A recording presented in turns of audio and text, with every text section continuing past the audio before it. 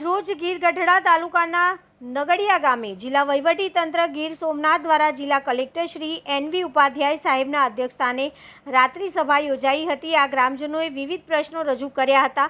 ઉનાના ધારાસભ્ય શ્રી કાળુભાઈ રાઠોડે જણાવ્યું હતું કે નગડિયા ગ્રામ્ય સમરસતાના માપદંડોને અનુસરી આગળ વધી રહ્યા છે। આમ કહી ધારાસભ્યશ્રીએ કલેક્ટરશ્રી અને વહીવટીતંત્ર દ્વારા ગ્રામજનોના રજૂ કરેલા પ્રશ્નો પ્રત્યે હકારાત્મક વલણને બિરદાવ્યું હતું। આ તકે જિલ્લા પંચાયતના કારોબારી સમિતિના ચેરમેન શ્રી ડાયાભાઈ જોલંત્રા, જિલ્લા ભાજપ ઉપપ્રમુખ શ્રી રાજુભાઈ ડાભી, સરપંચશ્રીના પ્રતિનિધિ શ્રી હરેશભાઈ બલદાણિયા તેમજ વહીવટીતંત્ર અને ગ્રામજનો ઉપસ્થિત રહ્યા હતા।